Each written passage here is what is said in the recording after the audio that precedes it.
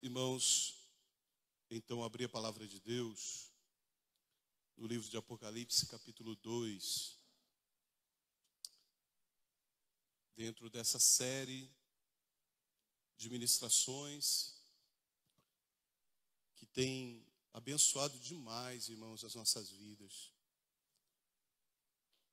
Louvo a Deus pelos irmãos que têm ministrado e que Deus abençoe cada um de nós como os receptores dessa palavra, para que cada vez mais o nome do Senhor seja glorificado e cada um de nós edificado na presença dEle. Você que está aqui nos visitando, você que veio a primeira vez, que Deus te abençoe, seja muito bem-vindo, venha sempre que desejar para estarmos juntos adorando o Senhor. Glória a Deus. Apocalipse capítulo 2, nós vamos falar, irmãos, um pouquinho, reflexão nessa noite sobre a carta à igreja de Tiatira. Carta à igreja de Tiatira. Glória a Deus.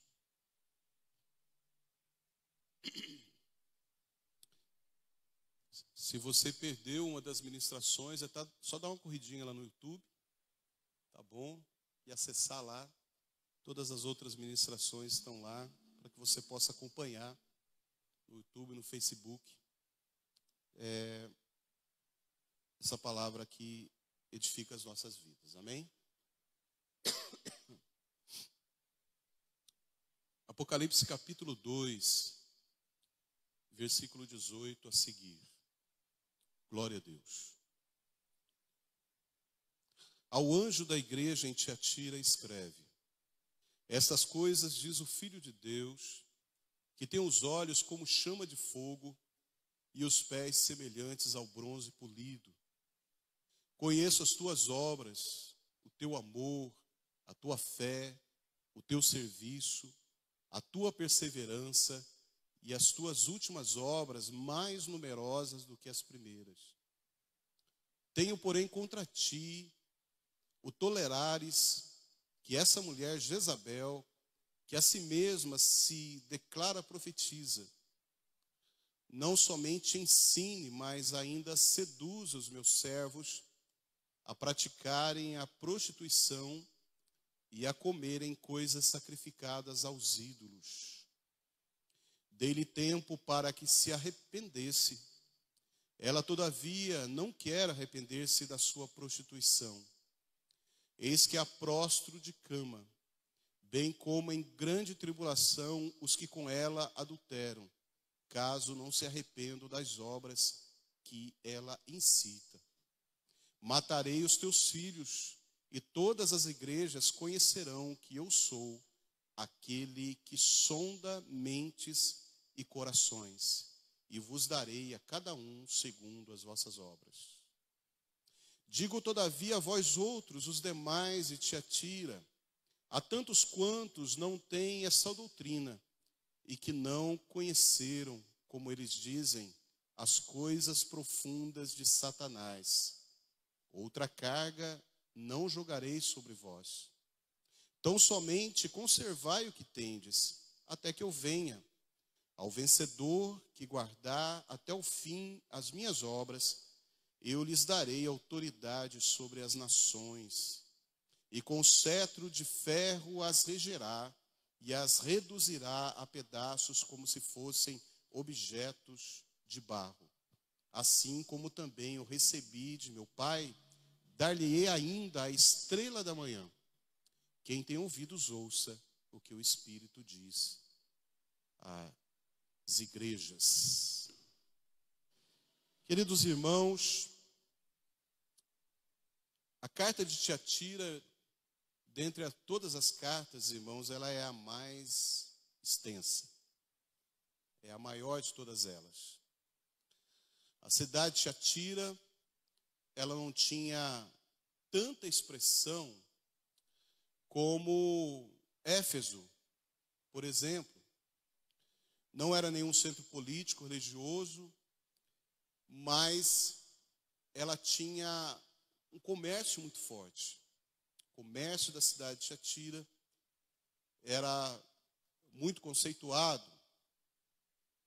Em Tiatira havia vários tipos de comércio, dentre eles a lã, o couro, o linho, o bronze, tintureiros, alfaiates e vendedores de púrpura.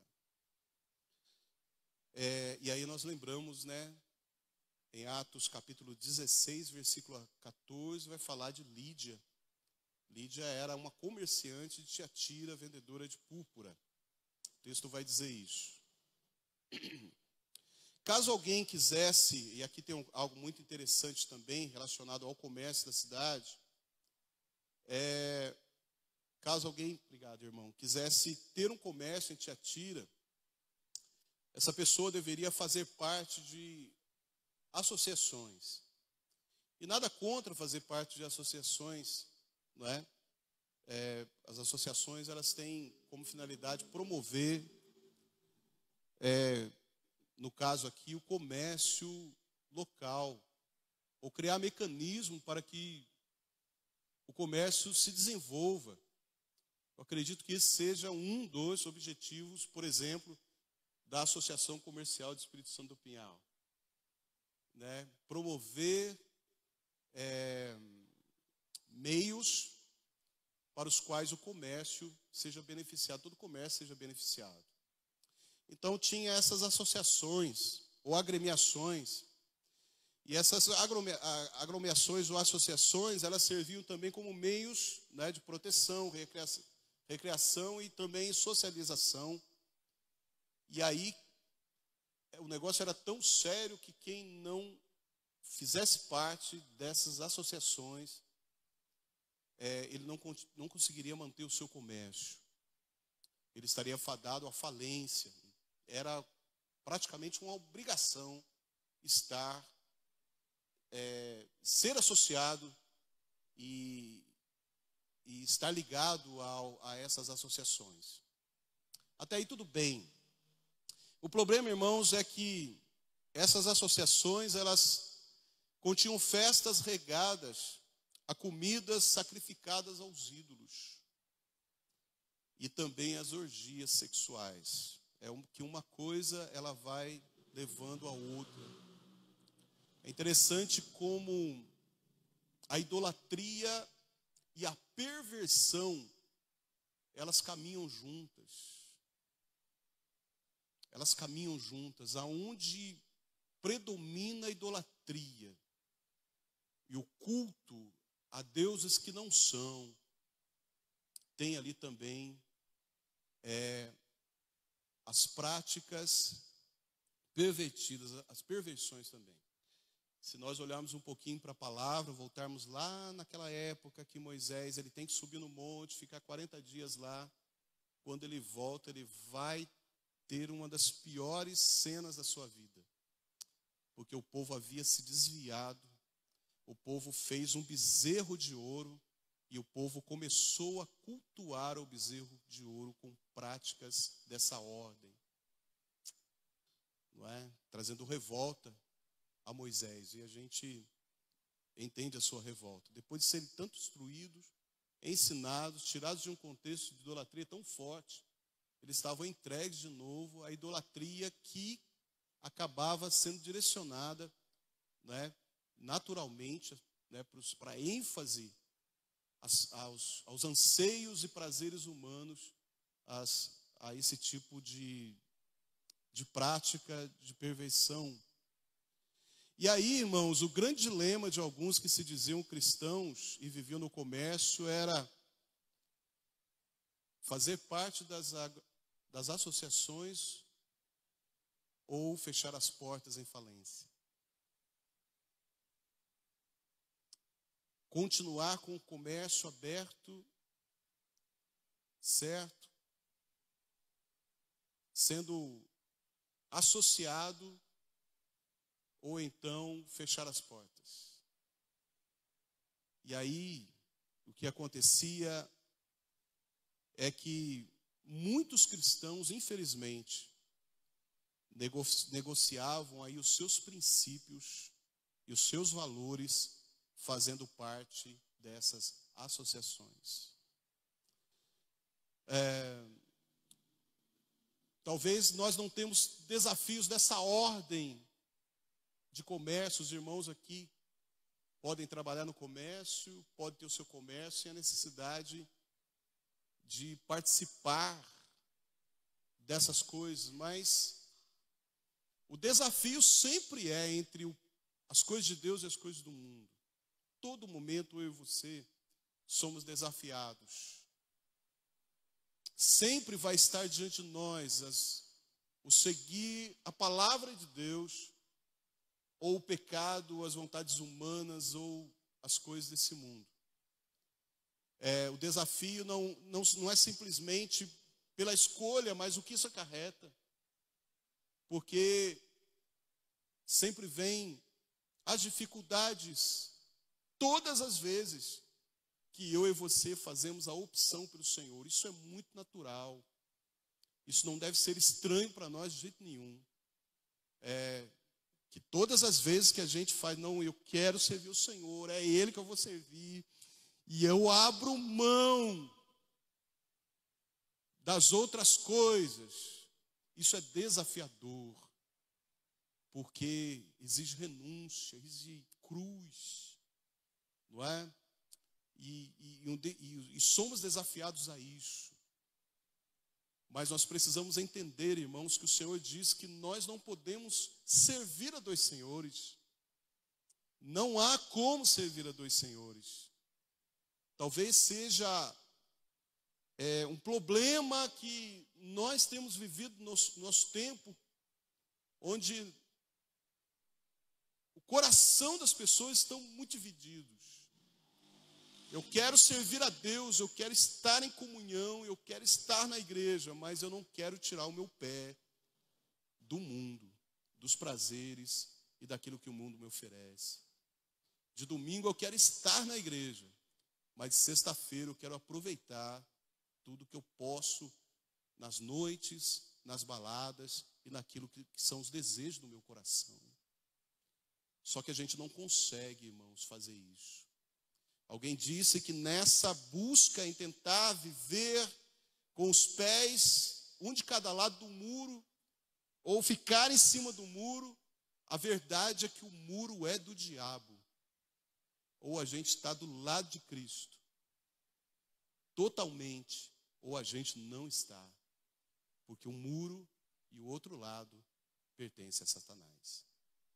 Deus quer de nós sempre coração íntegro, mesmo que isso nos leve às dificuldades, às perseguições, às injúrias, às calúnias. A grande verdade é que o Senhor nunca abandona os seus. E Ele vai estar sempre com aqueles que permanecem fiéis a Ele. É uma questão de você e eu confiarmos nele, na sua provisão. Oh meu Deus, as portas vão se fechar se eu tomar essa atitude. Eu não serei muito acolhido, muito recebido. Terei dificuldades em conseguir algumas coisas. Não tem problema. Né? Tem uma expressão lá fora que a minha mãe falava muito, que o pouco com Deus é muito, e o muito sem Deus é nada. E a palavra mostra claramente, irmãos, que não vale a pena absolutamente nada nós buscarmos vantagem fora da presença de Deus. Buscarmos vantagem em desobediência à palavra de Deus. Busque sempre a obediência. Busque sempre a palavra. Viva os princípios de Deus. O Senhor será com você. É o que a palavra diz. Então havia essas situações. A palavra de Deus não pode ser barganhada por dinheiro, fama, influência. Todos esses elementos, eles passam, irmãos. Todas as vantagens do mundo passam. O que permanece é a palavra de Deus e o nosso compromisso com ela. Amém, irmãos? Glória a Deus. Queridos irmãos, como Jesus se identifica? Versículo 18, ele se identifica como Filho de Deus, que tem olhos como chamas de fogo e os pés semelhantes ao bronze polido. É interessante essa identificação, porque possivelmente havia nessa cidade um padroeiro que era Apolo, filho de Zeus, era uma espécie de padroeiro dessa cidade, e ele ocupava o centro de adoração, certo? Então as pessoas buscavam cultuar a Zeus, né, Apolo, que era filho de Zeus. E talvez seja essa a razão que Jesus chega para a igreja dizendo, se colocando, se identificando como filho de Deus. Ou seja, era para a igreja não dar atenção, era para as pessoas ali da cidade não buscarem dar atenção ao filho de Zeus, Apolo, mas dar atenção às palavras do Filho de Deus, nosso Senhor e Salvador Jesus Cristo. É nele que a igreja deveria se concentrar. Já vimos aqui os irmãos ministrando, olhos como chamas de fogo. Primeiramente, irmãos, tem a ver com aquele que tudo vê, amém, irmãos? Olhos como chamas de fogo, primeiramente, né, o Senhor se identifica com aquele que tudo vê. Conhece o coração, conhece as intenções. Nós vamos ver que as obras da igreja de Tiatira, aquilo que ela manifestava, eram muitas. E eram notadas, eram percebidas, as pessoas viam as obras. Mas eu quero dizer para você que mais do que obras externas, precisa haver um coração que agrade aquele que tudo vê. Porque Deus, Senhor, vê as obras. Mas muito mais do que as obras, Ele vê a motivação para essas obras. Ele procura as intenções para essas obras. E isso, irmãos, de fato é só aquele que conhece todas as coisas que consegue enxergar. Vocês podem me ver aqui ministrando, mas quem conhece o meu coração é Deus. Quem me sonda internamente é o Senhor. Vocês veem os irmãos ministrando louvor, os irmãos servindo, certo? Nós vemos as obras e como são abençoadoras, mas quem conhece de fato as intenções do coração, que sonda os nossos corações, é o Senhor. E aí aumenta o nosso compromisso. Todo servo consciente entende que o seu compromisso é muito maior do que simplesmente fazer para que as pessoas vejam. Ele precisa fazer para Deus ver. Ele não tem como fazer diferente, manifestar alguma coisa e o coração ser exatamente contrário, porque ele está diante de alguém que tem os olhos como chamas de fogo, que vê todas as coisas. Nós nos escondemos. Então não é que a gente deva parar de fazer. Se eu estou diante de um Deus tão perfeito, que me vê, que me sonda as minhas motivações, eu devo parar de fazer. Não, eu devo trabalhar, buscar as motivações corretas, o foco correto, a intenção correta. Mais do que estar diante de gente, eu tenho que entender que eu estou diante daquele que tudo vê, do meu Deus que tudo vê. Amém? Aleluia. E tudo começa lá dentro. Externo se manifesta baseado naquilo que está lá dentro. Mas o olhar como chama de fogo, ele tem a ver também com juízo, irmãos. Juízo sobre os inimigos, aquele que também não deixa passar. A palavra fala do Senhor que o culpado, ele não tem por inocente. Que nós não podemos esconder os nossos pecados diante daquele que os conhece. Que nós não podemos armazenar coisas ruins dentro do nosso coração, maldade dentro do nosso coração, e esconder a nossa vida, as nossas práticas, tentar nos ocultar os nossos erros, as nossas iniquidades. Deus é aquele que tem olhos como chama de fogo, significa que ele tem juízo. Ele manifesta juízo, é aquele que julga corretamente, é aquele que julgará todas as coisas. A palavra diz que não existe nada oculto diante daquele que um dia eu e você teremos que prestar contas. Amém, irmãos? Aleluia. E o bronze polido, o metal brilhante pode ser mais uma oposição ao padroeiro da cidade, que era Apolo, que era representado por um guerreiro reluzente, sentado no cavalo, cavalgava ali para expressar a vitória glória.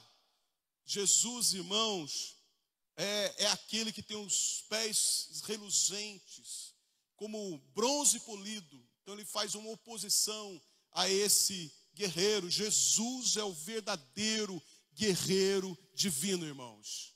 É aquele que batalha as nossas guerras, é aquele que de fato sai vitorioso. Amém, irmãos?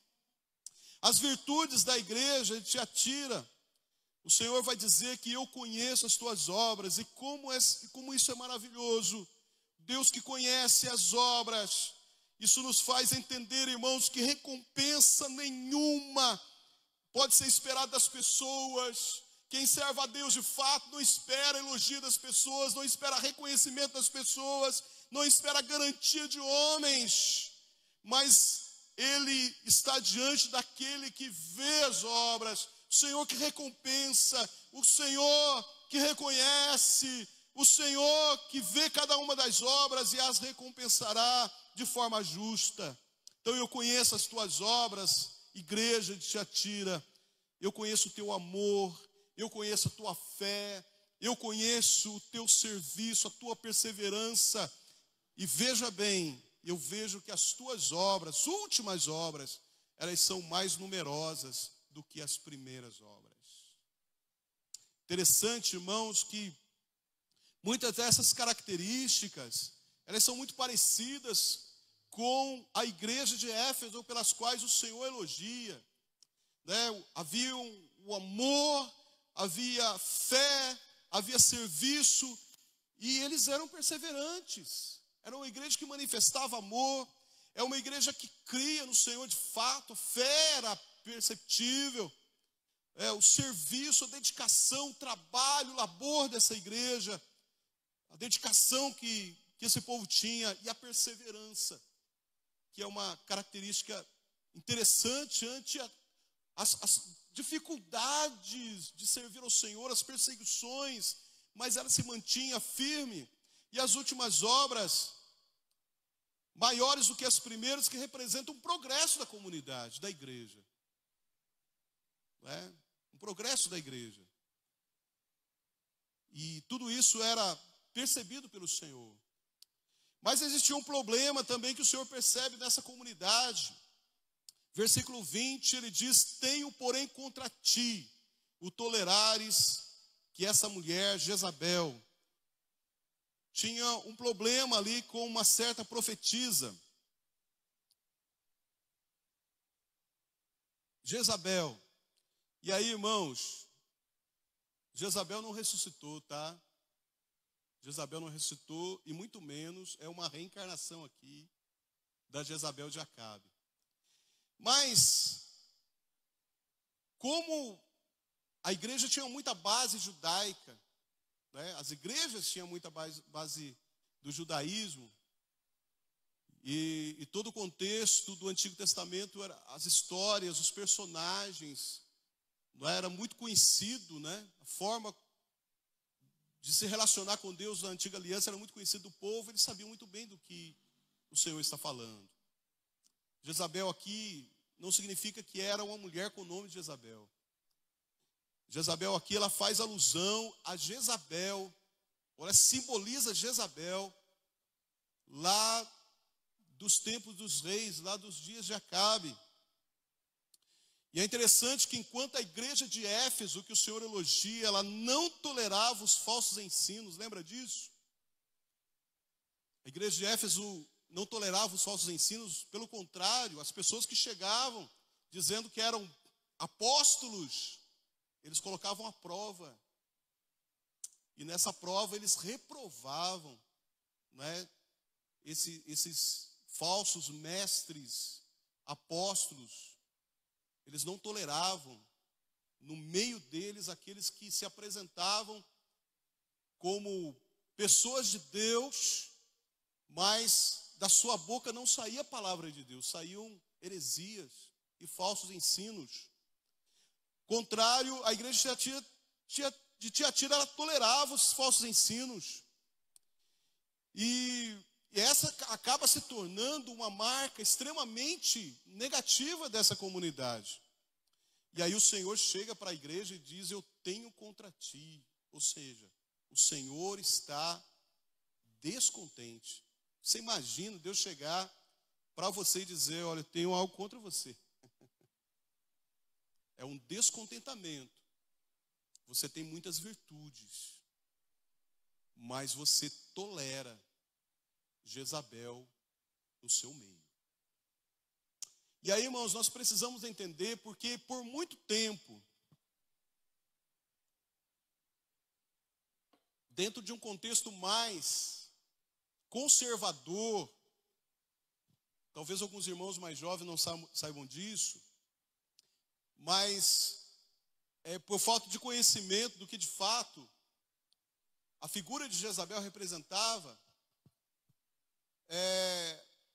para muita gente, e acredito que para algumas pessoas até hoje, Jezabel ela se caracteriza,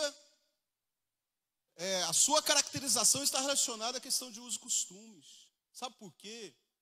Porque ela se maquiava. Se você buscar lá em Reis, diz que antes dela executar Nabote, ela vai se maquiar. Então, para muita gente, Jezabel era sinônimo de vaidade. Era toda mulher maquiada, toda mulher que se arrumava, usava os seus brincos e pulseiras, era uma Jezabel na vida. Porque havia uma associação com Jezabel dessa forma. Mas não é isso, irmãos. A caracterização aqui é outra coisa. Jezabel, naquele contexto, ela é uma mulher fenícia, e ela se casa com Acabe, que era rei de Israel, e Acabe traz ela para governar junto com ele Israel. Só que quem mandava lá não era Acabe, era Jezabel. Jezabel, ela manda matar os profetas do Senhor.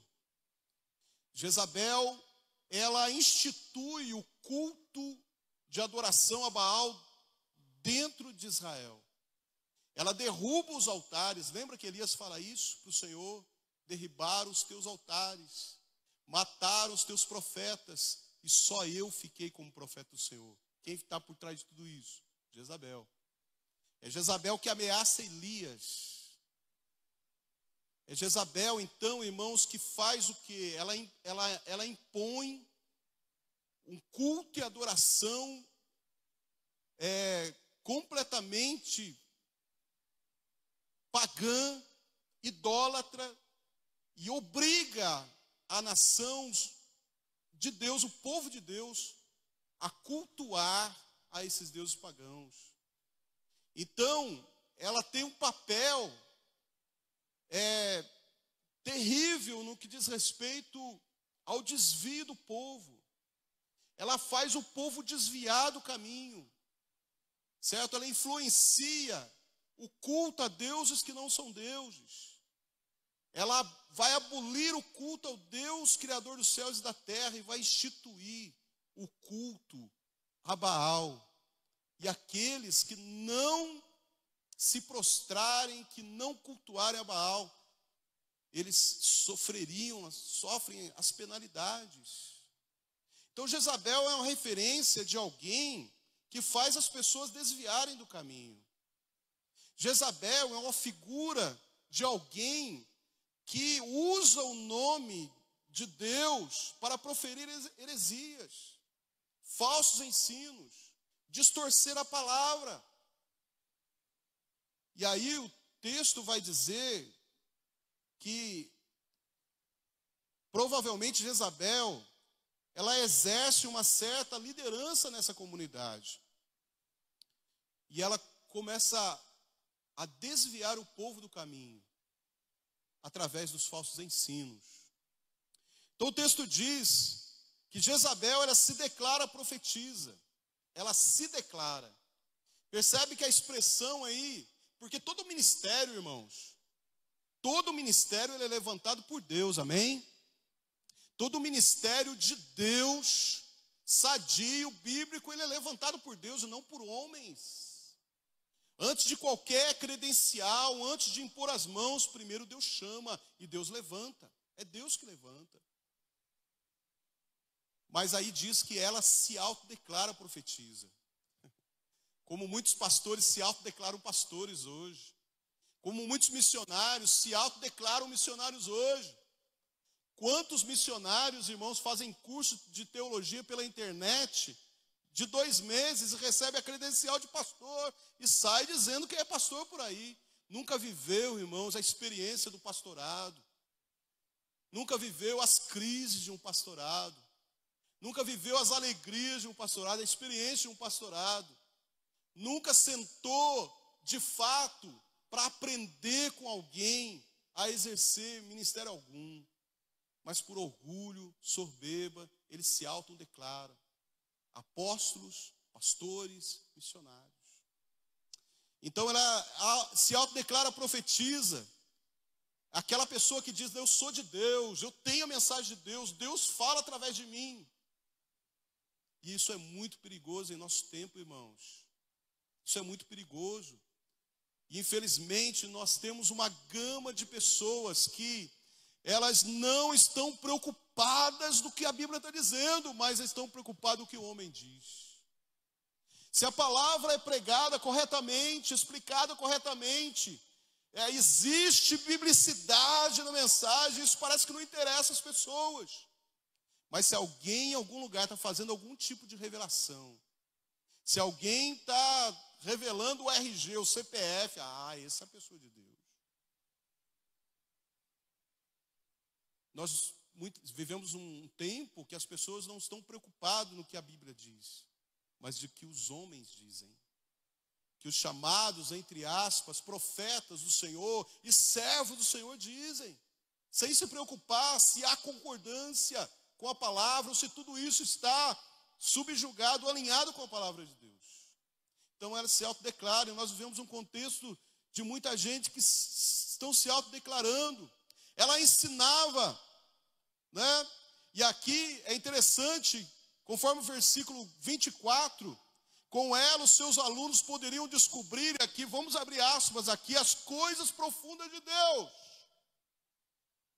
Ela dizia assim, olha, se vocês me seguirem, ouvir a minha palavra, eu vou ensinar para vocês as coisas profundas de Deus.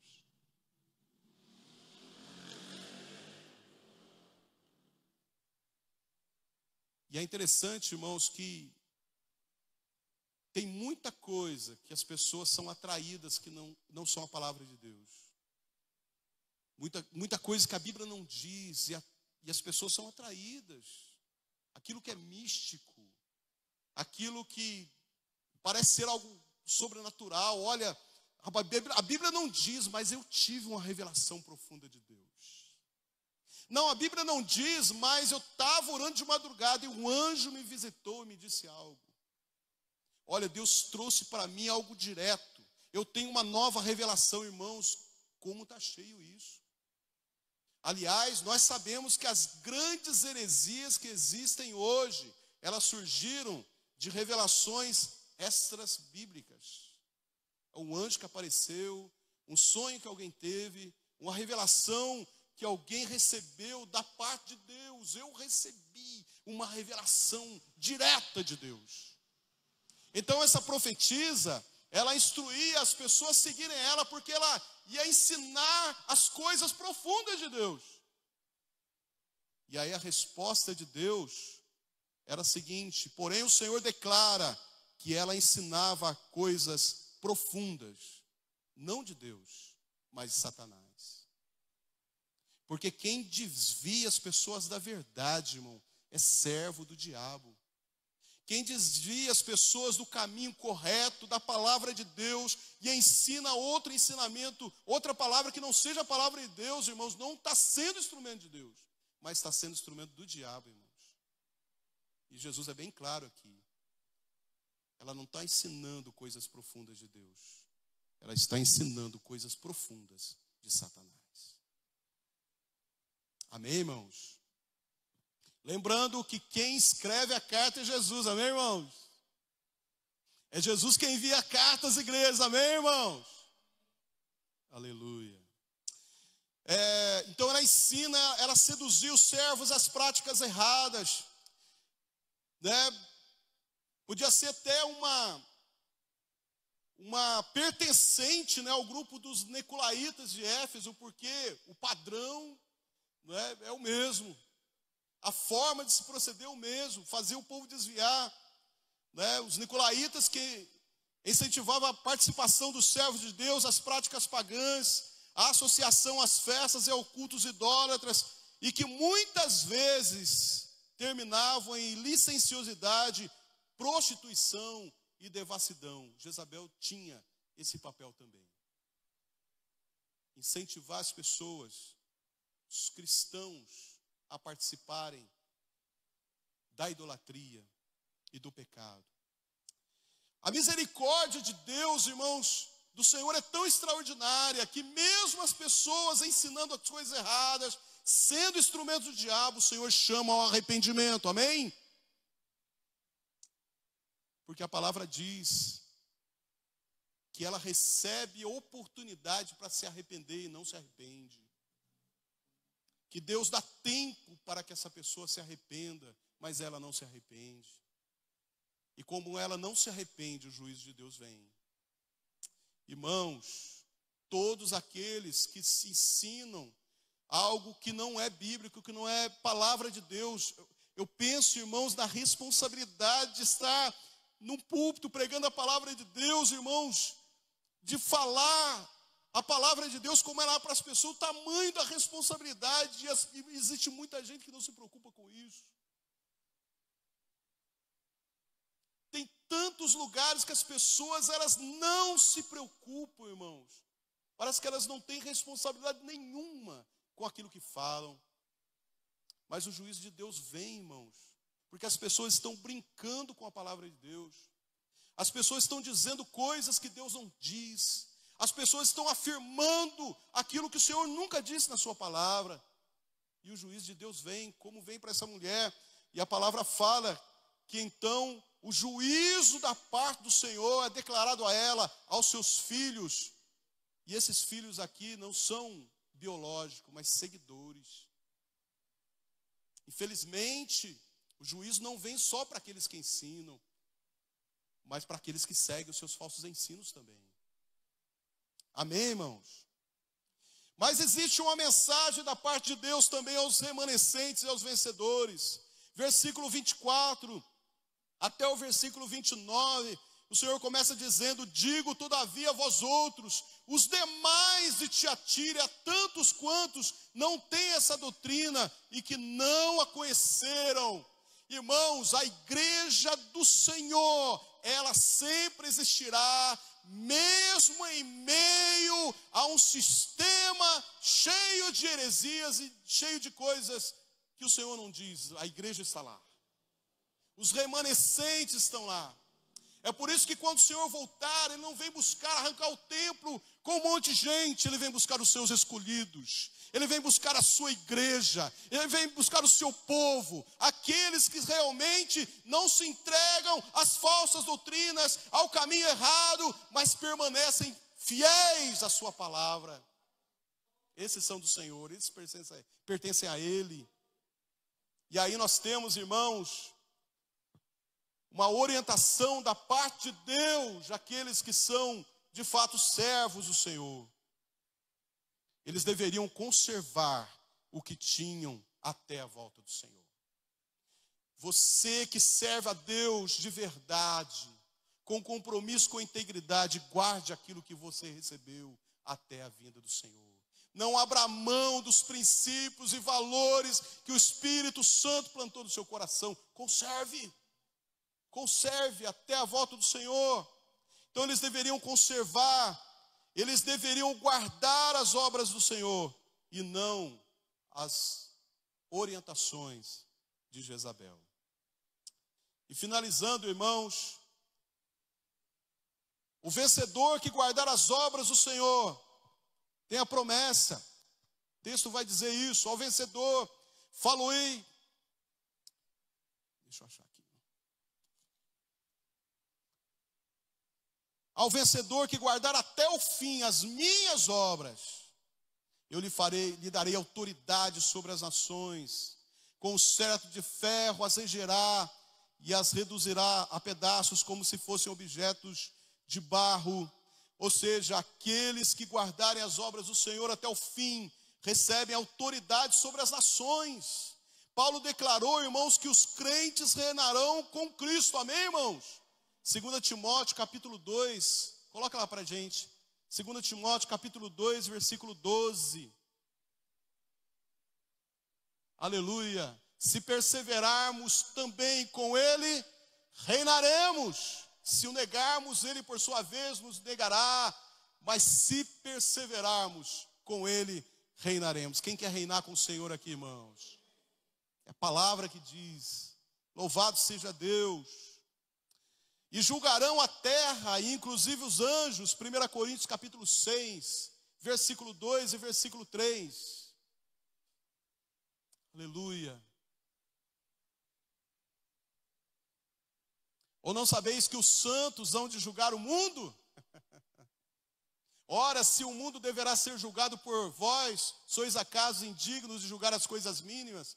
Paulo está falando que se nós somos chamados para julgar o mundo, nós precisamos de sabedoria, direção para julgarmos as coisas entre nós, que nós não precisamos que outras pessoas que não conhecem Deus julguem, porque nós temos a mente de Cristo, né? Versículo 3, não sabeis que havemos de julgar os próprios anjos, quanto mais as coisas dessa vida, aleluia. Então aqueles irmãos que vencerem, recebem autoridade sobre as nações. A igreja, os que vencerem, reinarão com Cristo e participarão de todo o processo de remoção de um império humano governado por Satanás e seus aliados para a implantação do governo pleno de nosso Senhor e Salvador Jesus Cristo. Cristo governará, reinará para todos sempre e a igreja estará junto com ele.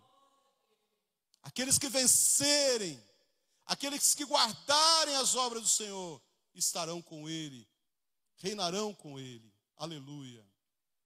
O Senhor vai dizer também, falando ao que vencer, assim como também eu recebi de meu Pai, dar-lhe-ei ainda a estrela da manhã, receberá a estrela da manhã. E aí, irmãos, pode-se dizer que a estrela da manhã que Jesus refere seja ele mesmo, porque a palavra fala de Jesus como sendo a estrela da manhã. Pode se referir à própria presença de Jesus junto ao seu povo, prenuncia o raiar da sua segunda vinda e as glórias que esperam os vencedores. Cristo, irmãos, concederá aos seus fiéis a participação da sua glória. Amém. Vamos ficar em pé. Em nome de Jesus. Três pontos importantes aqui para a gente, irmãos. Primeiro, aprendendo aqui na palavra que nós precisamos crescer, irmãos, em obras. Um elogio da parte do Senhor à igreja de Tiatira é que as últimas obras eram maiores do que as primeiras. E aqui eu quero falar sobre algo muito importante, que o tempo na presença do Senhor precisa produzir algo em nós que nos faça crescer. A gente não pode ser imaturo como nós éramos no princípio. Nós precisamos ser mais maduros espiritualmente. Certo? Então, que não seja as obras que as pessoas vejam no sentido de práticas humanas, mas sejam obras que caracterizam a nossa maturidade espiritual, a nossa ação e reação ante as circunstâncias. As nossas palavras precisam declarar que o tempo que nós passamos à presença do Senhor, aprendendo dele, aprendendo da sua palavra, isso produziu crescimento em nós. Isso nos fez crescer, isso nos fez tornar mais maduros, isso nos fez agir, ter uma maneira correta de agir ante circunstâncias. Segunda coisa, precisamos ter posição firme contra as heresias. Não aceitar, irmãos, aquilo que a palavra não diz. Hoje, num tempo, irmãos, onde inúmeros pregadores estão aqui diante de você, todo dia, toda hora, né? Toma cuidado com aquilo que você absorve. Tem muita coisa de Deus, irmãos. A um passo do seu dedo aqui. Tem muita coisa sadia, abençoadora, mas tem muita coisa que não serve para nada, irmãos. Que distorce a palavra, que desvia as pessoas do caminho. Porque tirar as pessoas do lamaçal e trazê-las para a presença de Deus, são poucas que querem. Mas desviar as pessoas dos valores, dos princípios da palavra de Deus, está cheio de gente. Então, tome cuidado com aquilo que você absorve. Não seja tolerante com aquilo que a palavra de Deus não diz. Terceiro, precisamos manter nossos valores e princípios em Cristo e não fazer concessões. Todas as vezes que você estiver diante de opções que possam revelar determinada vantagem para você, olhe para a palavra, olhe para Jesus. A sua maior vantagem é viver a palavra de Deus e obedecer o que o Senhor diz para você. Não abra mão da obediência, não abra mão da sua fidelidade e dos seus valores que um dia o Espírito Santo e a palavra de Deus plantou dentro do seu coração. Não negocie a sua fé. Em nome de Jesus. Que Deus te abençoe. Eu quero orar junto com você nesse